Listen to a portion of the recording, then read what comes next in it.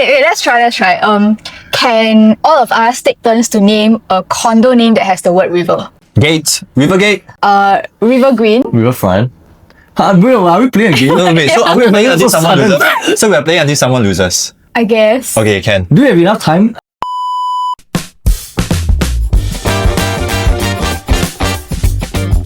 Welcome back to another episode of itsteamcharlie, and today joining me, Ramsey, I have Yong Zhun? and Hi, I'm Joan. and of course we are realtors that are part of itsteamcharlie, and actually we go quite a way back, right? Are we really going to talk about that? Why? We have to talk about that because we actually tried to. Then new us. Oh, okay. Bigger. So right now we're in ITC, but previously we were what?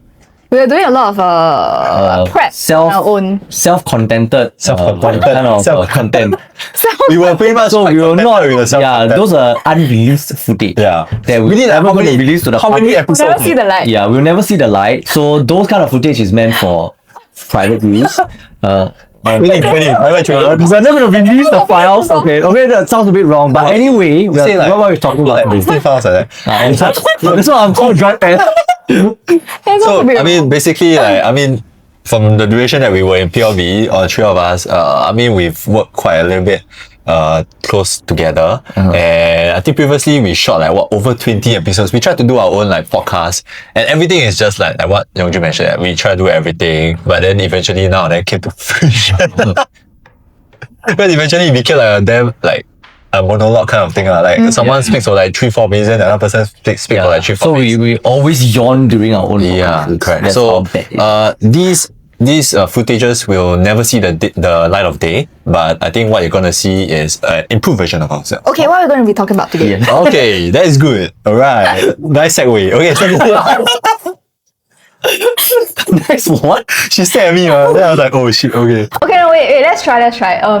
Can all of us take turns to name a condo name that has the word river? Gate. Rivergate. Okay, River Green. Riverfront. Bro, are we playing a game? No, wait. So are we playing until someone loses? So we're playing until someone loses. I guess. Okay, can. Do we have enough time? I thought it was Okay, so 30-minute shoot. he said what? River? Okay, so Rivergate, Riverfront. Riverfront, what? I said River Green, and then it's your River turn. Suites. River Suite. Oh, 8 River Suites, you mean? Yeah, Okay, River Suites.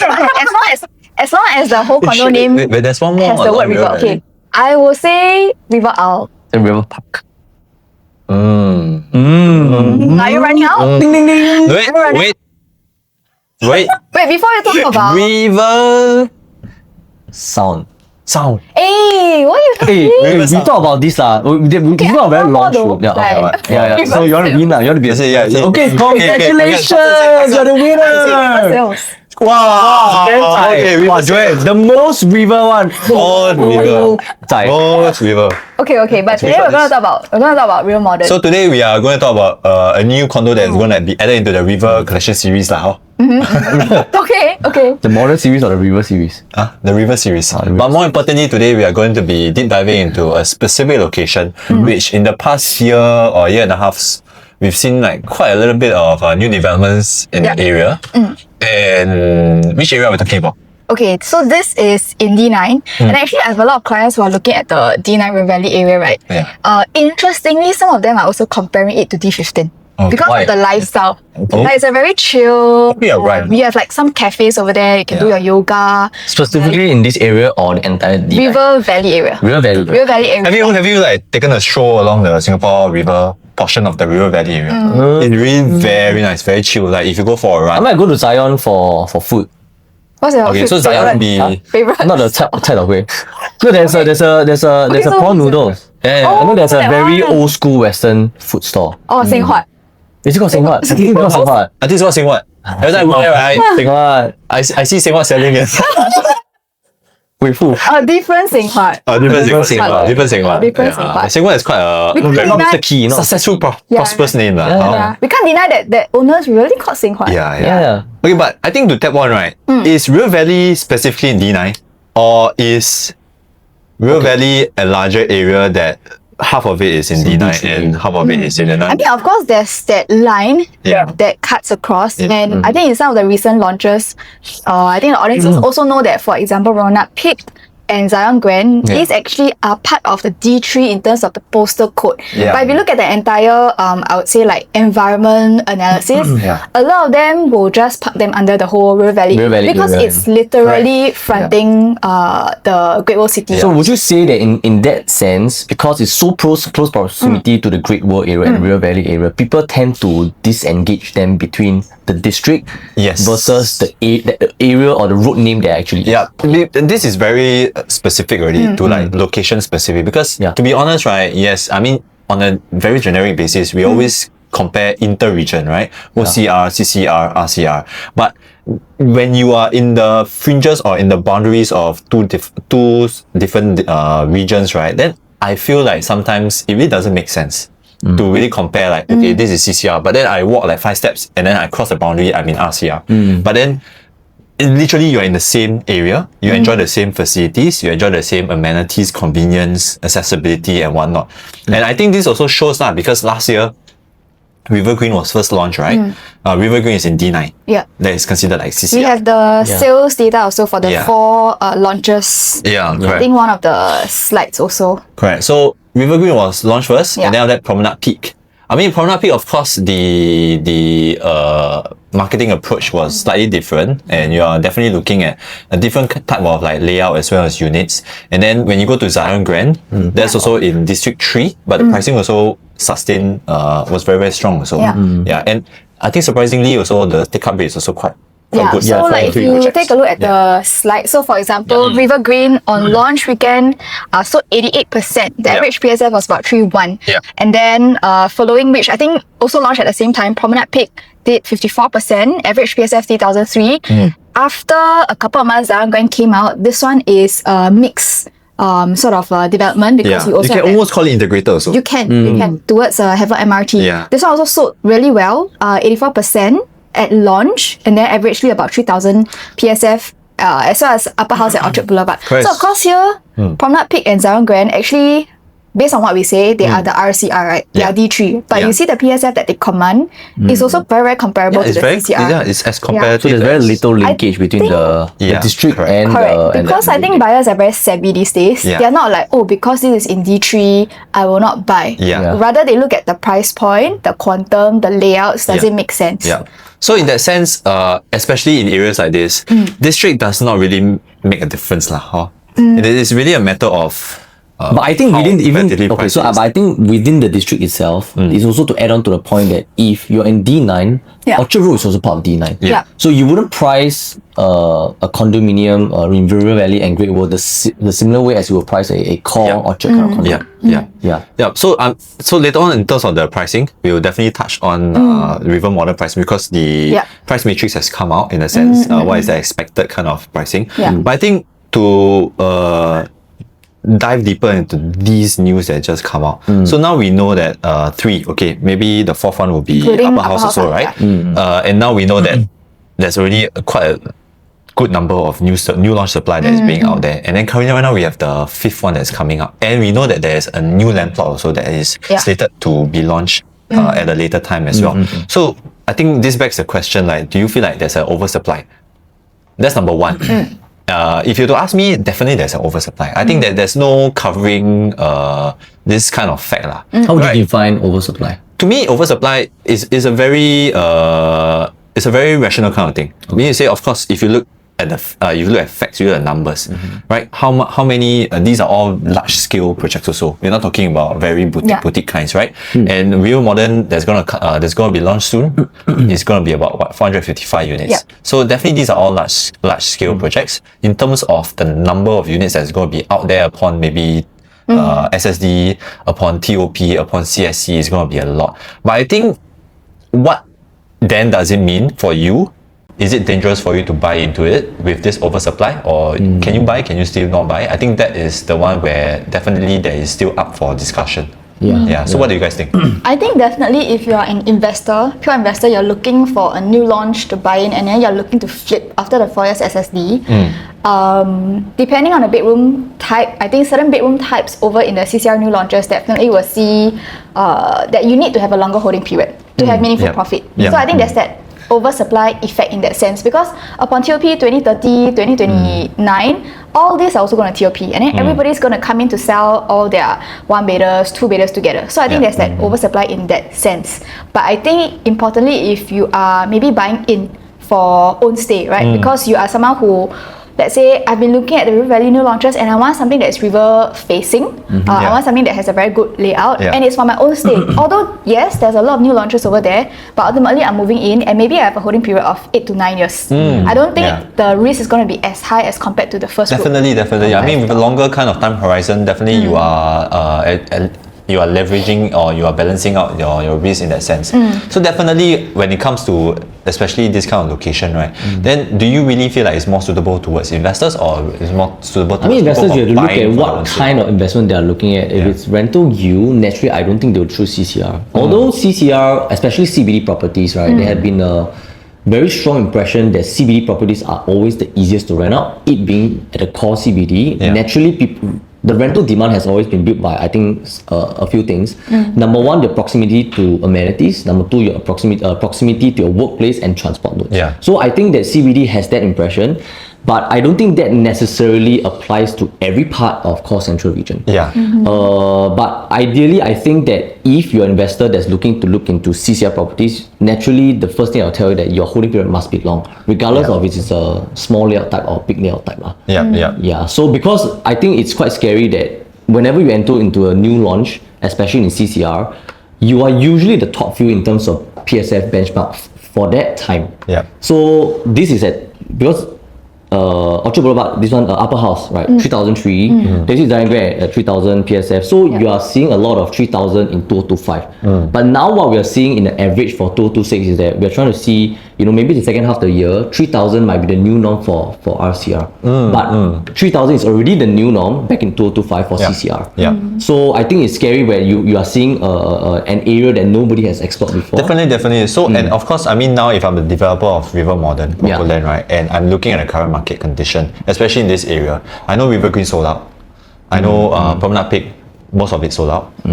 Looking at Zion Grand, most of it sold out also. Now today, if I were to enter back into this area, I think there are definitely still areas of concern, like would there be buyer fatigue, right, in this particular area of River Valley? That's number one. But definitely right now, there's nothing left on the plate.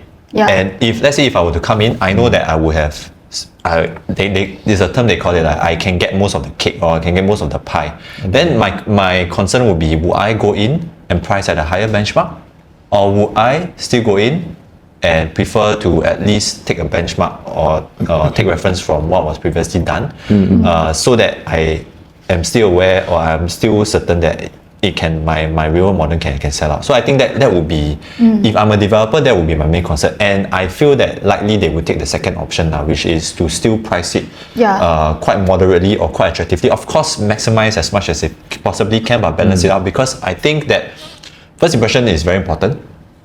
If, let's say, for example, at launch they really price it so high, then definitely it will be very difficult for them to rebound.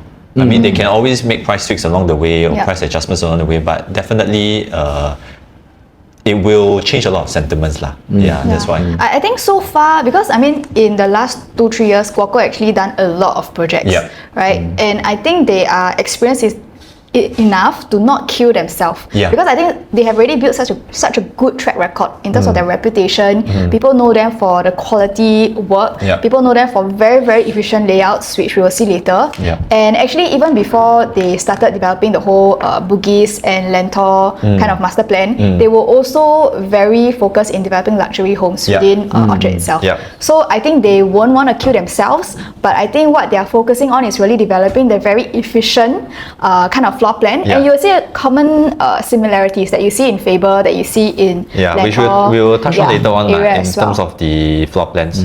Okay, so I think just to also talk about like the big picture, right, like what Ramsey talked about, actually if you look at 2024, 2023, 2025, those were the year of new launches. Every year, I think 2024, 2023 projected 47 new launches, and then in the end, yes, they rolled out about 38, 38, 2025 was also 38. But coming to 2026, I think it's projected only about the first only about like a few new launches coming out. And in fact, in the CCR area, what we know now is Newport has launched. River Modern, yes, that's one. But other than that, you see a lot of like launches going towards like the OCR, RCR, a couple of ECs as well. So I think the CCR supply, at least in the pipeline right now, is not so much compared to the last few years. I think for a lot of buyers who, maybe you've missed out on not so ideal ballot numbers, I think these will be the couple of rare CCR launches that's worth taking a look at. You see there's a pent-up demand. Would you say there's a pent-up demand for CCR? To be very honest, I think a lot of buyers have already been absorbed into the market.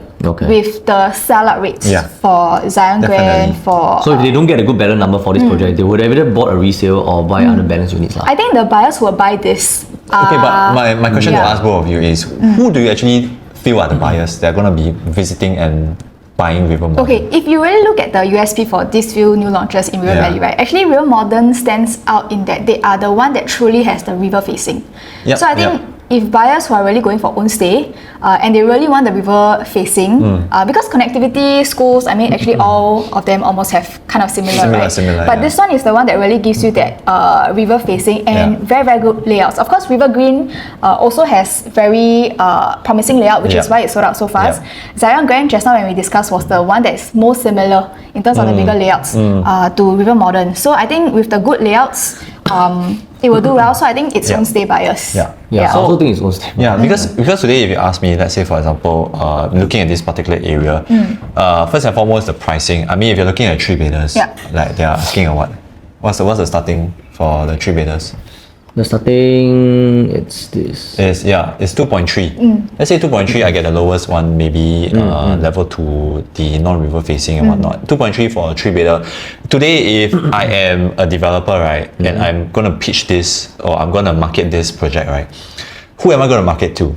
I'm not going to market to the mass market HDB upgraders because they're sitting on pot of gold from their first HDB, right? Definitely. But do they still have enough of the funds, or is it sufficient enough for them to actually bounce up to a project like this that I'm going to be launching?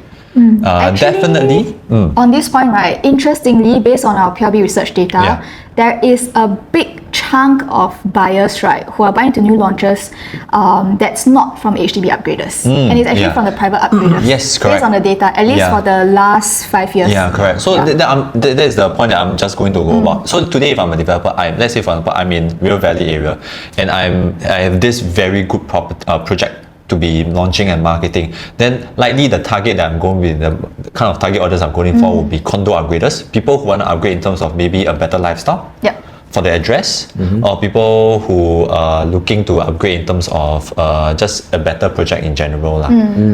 So definitely these are the main focuses, and I suppose actually you can even tap to HDB upgraders, perhaps probably like from Dawson or from like Tiong Bahru, or those I would say slightly more well affluent kind of HDB estates I would say, because they are probably sitting on a larger pot of gold as compared to perhaps the mass market kind of HDB upgraders. So definitely this proposition will be not targeting the baseline or the base level of the entire pyramid of buyers, rather is the second step to really offer them that kind of upgrade in terms of, or a betterment in terms of your life quality. So with that in mind, right, I feel that's why later on when we look at the price matrix, they also sort of, I wouldn't say this is the most attractive, right, in terms of the pricing. It is perhaps maybe especially for some of the units, it's slightly on the more premium side. So compare vis-a-vis to Zion Grand or even Aware Hill. But definitely I would say that there are some grounds for justification for the premium So maybe just touch a little bit on where exactly this project we are talking about. We're talking so long. Just some simple facts that this project, of course, called River Modern, is done by GuocoLand. So there's basically only 2 blocks, right? So across 455 units, 2 towers. Highest floor is level 36. Individual blocks wise, one block has 7 units per level, the other one has 6.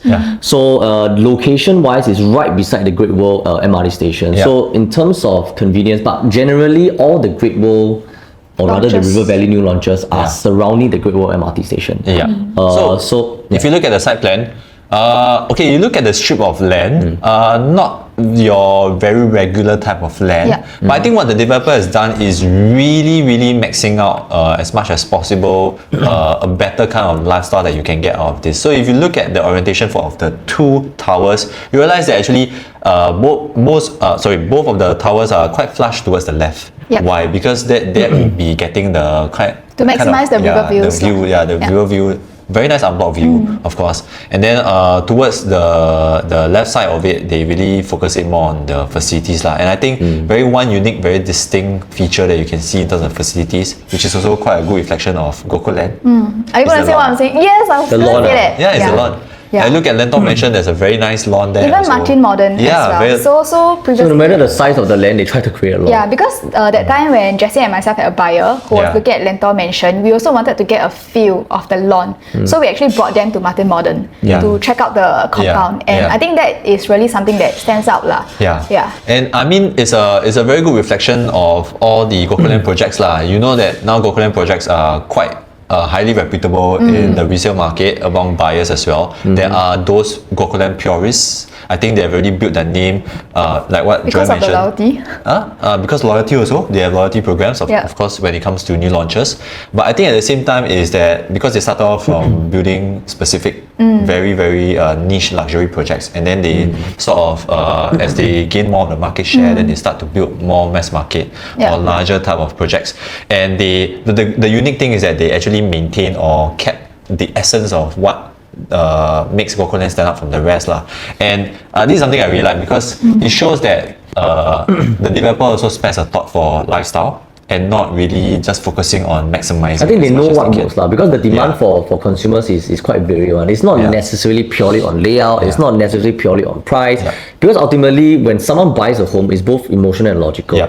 So I think they are able to garner that emotional part such that they know what facilities are useful and what attracts people, and some facility that they felt that it's a good to add but not a necessity. And I think most importantly is that they actually plan this out as a reflection of the area also. So I mean today if I'm going to be staying in River Valley, lifestyle is such an important aspect to me. It cannot be a cookie cutter. Correct. So at the same time I think you can see even with a slightly I wouldn't say small, but I would say maybe compared to Zion Grand or Promenade Peak. I mean this is a narrow strip. A narrow strip, long strip. But they can still fit in a tennis court there. And still a huge lawn. You have your swimming pool. And they still have a full-size swimming pool, 50-meter pool. Right. So at least they maintain that form of at least you get the full suite of the condo facilities. It's very unique. I think also they try to maintain a very nice north-south orientation for the blocks as well. So I definitely in terms and you can tell from generally the two blocks they have north-south orientation, and then of course all the layout types are also on every floor. So I think they don't try to segregate 3 and 4 bedders on one block and 1 to 2 bedders to a certain block. Correct. And I think have you guys been on the ground? I've not been there for quite a while, but the Kim Seng Park is actually quite a nice addition to the I would say the landscaping over there as well. And I think it goes to show that you see the 2 blocks, they are facing, especially the river facing. On top of that, you also got some form of greenery facing from the park as well. So I think that's a good thing because even if today I'm working with a specific budget, but I want to go for this kind of lifestyle, I can only afford the lower levels. In fact, I think the lower levels will be a better proposition. So ask you, would you all buy this part of District 9 or go to Orchard? Generally, I would prefer to buy this type. Firstly, definitely you have to look at exit strategy, which later on we will deep dive. But definitely, I think the components of what forms a very good exit audience is quite strong here. So when you say you are right beside MRT station, which is quite similar to all the other new launch projects over here, but more importantly, within 1 km to River Valley, you're just right opposite. Your walking distance to Great World. I mean, you can walk via the MRT. MRT underpass. I think one very strong point about this part of District 9 is that there's only one mall, which is Great World City. So that makes the crowd level in this part of District 9 very different from core central Orchard. Because in Orchard, of course, surrounding the whole shopping belt, there's a lot of condos. Some are further away from the shopping belt, some are closer. Of course, being closer to a shopping belt, naturally you have more crowd. There are a lot of people who love CCR because of exclusivity. When you have so many people crowding in during festivals and everything, it makes the area too overpopulated, I would say. So which is why I think this area, in terms of livability and lifestyle, it helps you in terms of having less dense area to. But actually, I also have clients saying that they will not look at, like, they like CCR, but they will not buy River Valley because, in their opinion, they feel that it is too crowded. Like River Valley. Yes. So. What way? Did they share with you? Crowded in a sense that there's a lot of people, and of course with the upcoming condos. So previously I had a client who was looking at River Valley versus the Fort Canning site. Right? Because there was also new launches launching back then. So in the end, they were more inclined towards the Fort Canning site, which is the Clarke Quay site, because they feel that the area is quieter. It's a little bit of like a expat living kind of lifestyle, but it's quieter, maybe because there isn't such a big mall over there. I mean, you have Central, you have UE Square, but I mean, UE Square is rather quiet because you just don't have that much retail over there. But from that stretch, Mohammed Sultan, you can still reasonably walk along the Alexandra Canal to the Great Wall City if you want to. And actually, if you live around there, in the evenings, a lot of the residents over there at Red Hill side, Tiong Bahru, Zion side, they always like to walk along the Alexandra Canal. And it's really very quiet and peaceful. So I guess it depends on your threshold. Like some people might find that River Valley is too crowded, but some people might find that it's still quieter than like I think you have to walk to know the Orchard area. If you have been frequenting these areas, then you will know what's the noise level. So last week on a weekday morning, I actually went to New Baru for breakfast. Just have an off day. Just brought my partner around. One fattened calf. No. Just have What's a very that? nice. There's a new brunch place, right? Is it called Dearborn? Oh yeah, I went Dearborn. So I mean, nice coffee there. Just had a very nice cup of coffee. But I think most importantly was that we actually walked around the estate. Of course, that closer to that site, you get a better mix of like hotels plus maybe those kind of boutique hotels condos. also. Boutique hotels plus your luxury condos. But I think this specific region, we wouldn't say region, like a precinct of River Valley it feels a lot more residential as to me. Why? There's a presence of primary school, there's presence of amenities, shopping malls, there's presence of an MRT station, there's presence of the parks and recreational aspects. So I think it really it may not be as full-blown as compared to like perhaps the heartlands areas, but definitely I think if someone who is looking for elements. So today, if let's say I come from maybe a HDB estate in the OCR and I have been working very hard, I'm able to upgrade in terms of the location, I would still want to at least maintain some aspects of my lifestyle. Meaning to say, definitely, right, some aspects of your expenses you want to keep as low as possible. Like for example, grocery shopping or maybe your food expenses and stuff. You still got the Zion Riverside there. You still got Great Wall City where you can. It's not like your Orchard shopping mall where everything is high end and stuff. So I feel it's a very attractive kind of place. On top of that, I also feel that it is being anchored by your legacy freehold projects. So you got like Yong Zhun Park. Then you have, of course, Trillium, you have Centennia, you have Cosmopolitan. These are all like freehold projects that have been anchoring Great Wall City for the past few decades. And there are specific people that really like River Valley for what it is. Being in close proximity to Singapore River, I think that provides a very unique kind of lifestyle as a Singaporean. Definitely River Modern has USP lah. So to sum up, I think it has that unique river fronting kind of view.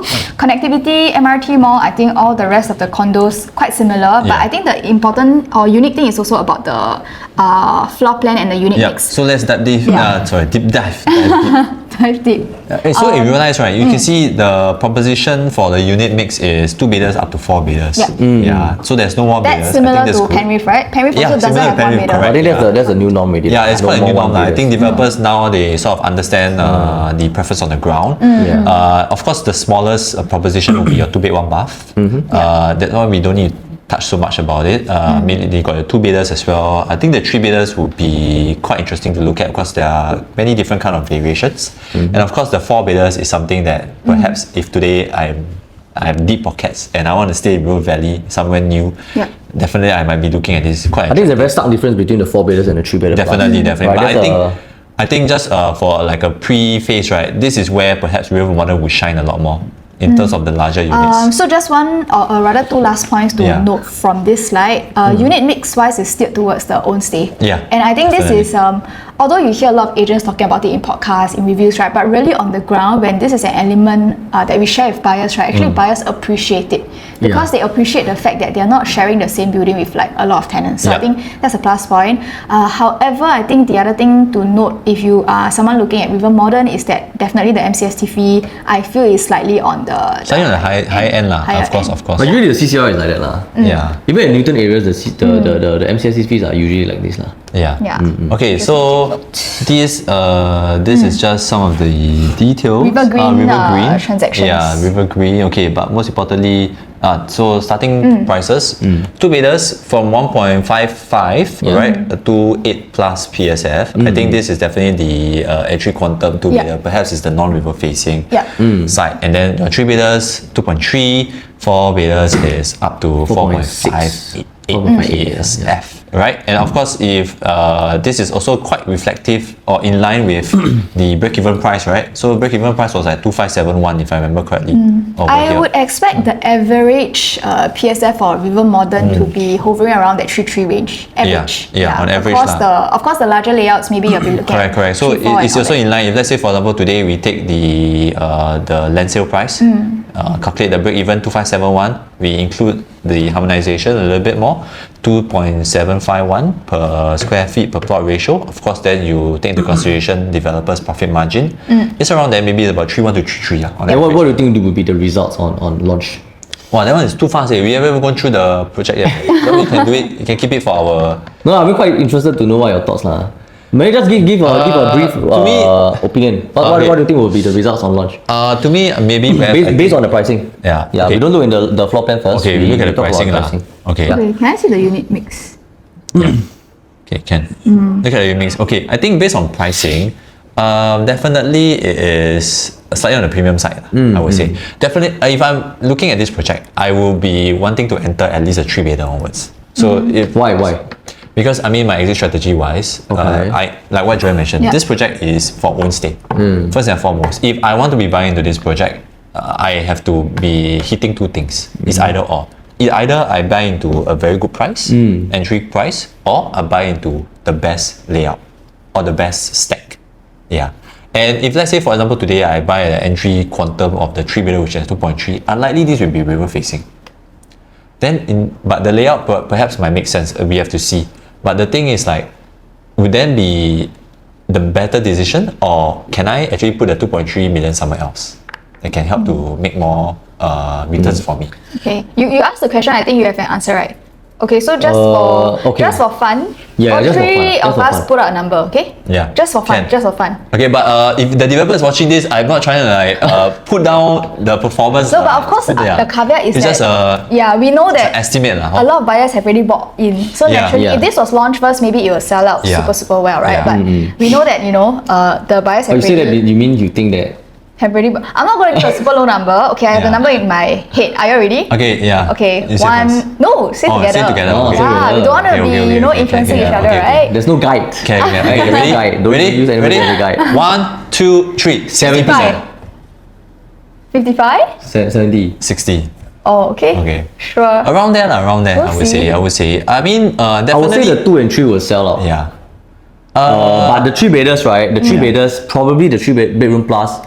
That's facing the river will be tougher to sell. Can. So let's have a look at the 2-bedders. Yeah. I look at 2-bedders. Come. So I think generally the 2-bedders, in terms of comparison, most of them would have a dumbbell layout. I think that's the most efficient way to drive down your layout size to make the quantum palatable in a harmonized world. Yeah. So I think that's the best bet, because if you don't do a dumbbell, naturally the 2-bedder would actually be at least 700 square feet, I believe. That's the only way to make it 500 plus or 600 plus. Yeah, but to me, Type B2 actually is a little bit weird lah. Like you do dumbbell to actually minimize any form of like walkway, but then you see this bedroom still got quite a big walkway. So I am not really sure, but perhaps maybe it's due to like the orientation of the blocks. They really have to design it such a way. But apart from that, your B4, B1, B3 generally is your. But also, do you know that B2 is the only one that has the windows in the bathroom? Of course, yeah. That's the only thing. Yeah. So if you are looking for a two-bedder and you need windows in your bathroom, but of course B2 only has windows in the master bath. The common bath doesn't have, but for the rest of the layouts, they don't have it as well. And so this is if you want bathroom, and this one, right, the unit is only facing towards the non-river side. So in other words, the PSF might be below 3,000. Definitely, I mean, if you are an investor and if you are looking at entering at a very low entry quantum price, this could be one of the stacks that you can be looking at lah. Yeah. Okay, but the three bedders also, because three bedders, in line with Guoco's fashion, they also always have a very, very good quantum play, which is only achievable by bringing down your size low. So the smaller size starts at 797 square feet, but take note, for 797 square feet, it still belongs to the kind of like conventional layout. All the bedrooms are on one side, right? Then you also have some that's like a dumbbell kind of fashion. So 829 square feet, you have bedrooms on both sides. Kitchen-wise, of course, for the 829, potentially enclosable if you put in the glass door, but for the 797 it will be like a L-shaped fashion, so you would have to be okay with open kind of kitchen concept. Then I think what is interesting is also because I think Guoco knows on the ground there's always a demand for the flex. They have it in some of their land top projects as well, so that's why you're seeing it here in the depending on the location of the flex. Correct. So location of the flex, like for example for the 893 square feet, your flex is also kind of like in the middle of your dining area. Yes, so multi-use, and this type of layout we always spoke about. I think on the ground in resale is always very popular because it's not a fixed bomb shelter. You can convert it to that's why they call it a flex. Yeah, multi-use rooms. Actually, I personally like it.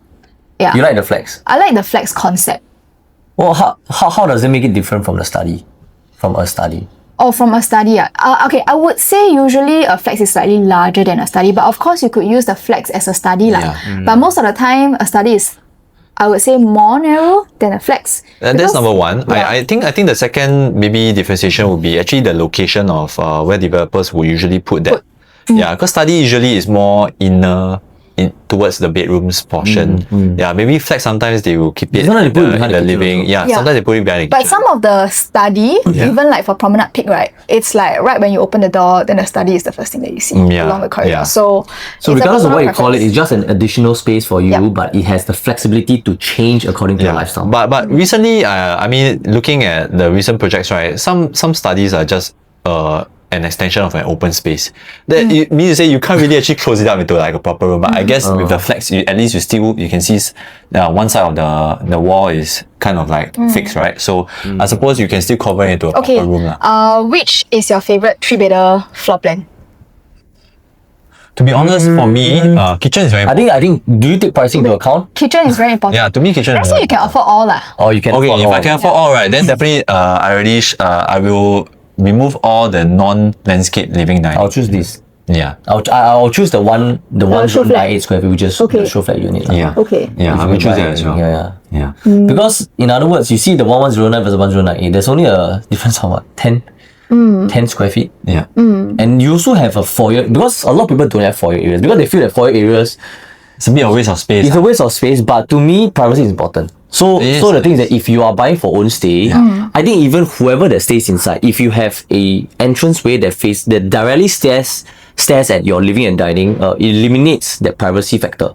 Yeah. So I think having a foyer helps lah. Yeah. And I mean definitely you might think like this portion, especially this portion like of the L shape. This portion of the L shape, you feel like it's a lot of wasted space. Someone this wall you cannot hack. Right? It's PPVC ma. So you might feel like there's a really lot of wasted space. But I assume, for me personally, I feel like if I'm prepared to buy this, I'm buying it for the lifestyle. Because this is unlimited budget lah. Yeah, unlimited budget. Yeah, buying for the layout lah. And the living and dining is landscape. Yeah. So you have because your living and dining is landscape, therefore your balcony is wider. Yeah. Therefore, your house is brighter during daytimes. Yeah. So I think this is something that a lot of. Oh yeah.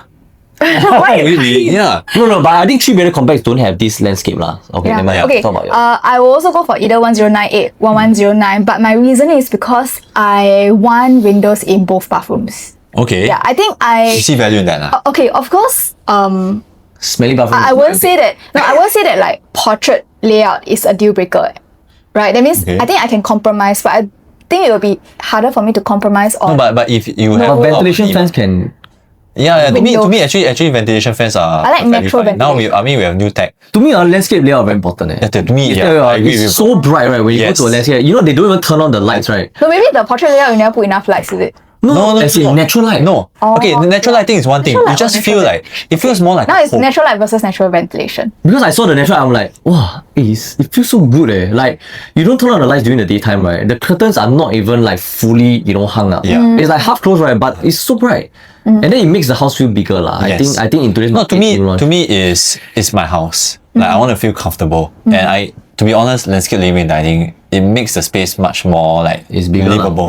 Yeah. Imagine one day, let's say for example tomorrow another COVID happen and you're stuck at home.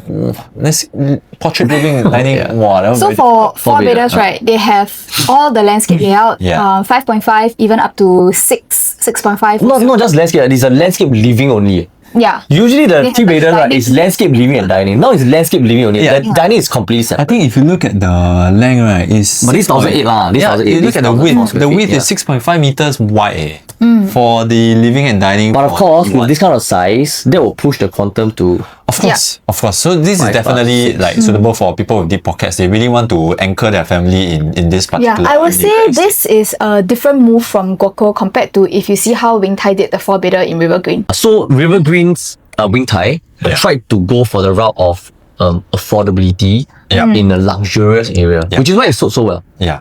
Yeah, so I think River Modern is somewhere in the middle. You have most of the options being 2 and 3 bedders. 4 bedders is I think 35 units for each of these layouts. Yeah. Naturally, I think you cannot make everything so small such that you don't target the high quantum buyers, because I think ultimately people who are looking into CCR, you have the best locations in terms of livability and wherever you are in Singapore. Yeah. But you have to cater to this group of buyers where they really can spend on luxury. Yeah. Yeah, so I think these two can satisfy that factor lah. Yeah. Anything else to talk about the 4 bedders? Nope. I think in general it's quite unique lah. Yeah. And all the 4 bedders faces towards Oh yeah, I was Yeah. going to say that. Yeah. You okay. get the best views. Can. Right. So I think we've went through the floor plan comparisons. So pretty much, I mean, as of now, the info that we share is based on what is released as of now. Of course, closer to the launch date as well, the preview date as well as the booking day. Yeah. A lot more info will be come out. But Right. I think just to, as some closing thoughts, what do you guys feel about River Modern? Does it hit your Personally, sweet I spot? feel the launch period needs to be sensitive. If it's in tandem together with a lot of OCR launches, right? I think whenever new launch come in the same month, especially in different areas, right? You have very distracted buyers, because buyers listen to so much information. You hear it on the ground, hear it from social media, you hear it from their own agents. Yeah. Everybody are telling them different things. But I think you need to be discerning in terms of what fits the bill in terms of your goals, because your goal can be to make money, your goals can be for lifestyle. If it's both, then you have to decide what kind of quantum is more palatable at your life stage. Because if you don't take that into account and you just purely look at the noise and then you just go to every new launch, right? Just hunt for, you say you're buying much, then you go to every new launch, you might make a wrong decision that you might regret lah. Yeah. So I think you have to be discerning lah. Yeah. I have a client, right? He is what I would term it as a serial new launch buyer. So he only looks at new launch. And of course, now with all the new launch coming up this year, very interesting ones like Thompson View, all that, right? So I asked him, I say, hey, you want to view River Modern or not? And surprisingly, right, he told me, right, no need. I don't even want to look at it. What's the reason? The reason is because to him, he's being priced out. Is something that, because he's also looking for to buy for a shorter time horizon, over 4 years. He understands that buying a project like River Modern, if let's say you want to see some form of like substantial kind of capital gains, you either need to hold for a longer time horizon, or you have to buy the lowest kind of pricing. And with that same amount that he's probably going to commit to this kind of purchase, he can probably put it somewhere else. Not to say, of course, he can guarantee a unit in any of the new launches down the road, but definitely he finds his chances more in the other upcoming new launch projects. In OCR. Yeah, correct. So he's even open Very to logical looking, lah. very logical. So even open to looking at Tengah Garden, the upcoming Tengah Garden one, Villa Bay as well. Pinery also. Yeah, so he feels that there's more opportunities down there. I'm not saying that River Modern definitely has no opportunity in terms of capital appreciation. Definitely, it really depends on what kind of buyer you are. Yeah. If today you are a pure investor buyer, you're buying for the sake of capital appreciation, then perhaps maybe this might not be one where you might want to expect in this season. Yeah, I would say manage your expectations a lot more. If you're looking to flip in like 4 years. For 4 years. For 5 years, I think very difficult because imagine you, let's say for example, project TOPs, and just nice SSD clears, right? It will be flooded, a lot of units will be flooded into the resale market. I think then that would not be a good time for you to exit as well, right? Because all these like paper hands, all these people they don't really have that stronghold. They just want to exit. I think it will be very, very competitive in the market. And you as a seller, perhaps you might need to hold longer for you to realize a higher capital appreciation. I think this will be a project for own stay buyers, and I think it still has very strong attributes. Like because it has its own USP that makes it stand out from the rest of the condos. So I think that lifestyle factor, that USP over there, and even take a look at the floor plans. Of course, I think there are also mixed reviews on the ground about like maybe Promenade Peak's floor plan and some of the other projects' floor plans. But if you take a look overall at River Modern's floor plans, very, very compact, and that's what GuocoLand is also known for. So I think that is the plus point for that as well. And it's not just about developing good floor plans for a certain category. Here you're looking at the entire project from 2-bedrooms all the way to the larger layouts, giving very, very good floor plans. So that also ensures that your neighbours will also have that potential to profit as well. So you want to profit, you have to ensure that all your neighbours profit. Are also doing well. Correct. So I think that sums up our review for River Modern. Of course, the preview will be 20th Feb. And I think booking is preview is 20th Feb to 1st March, and then booking will be on 6th March. Correct, the weekend of 6th March. So look forward to that. If, let's say, for example, any of you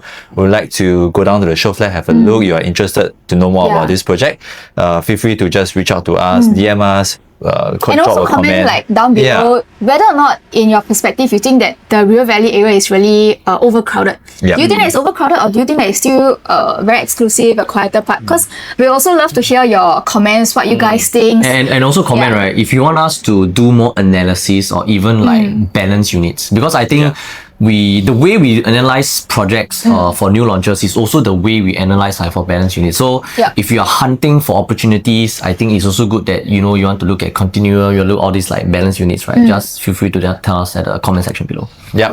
And of course, we will definitely, this will be the first new launch of the year, right? So that we are reviewing. And of course, we have as more new launches pop up, we'll definitely be touching more on all these different new launches. So stay tuned. Remember to share, like, subscribe to our YouTube channel as well. And I think we're gonna be signing off from this episode. Catch you in the next one. Bye-bye. Done.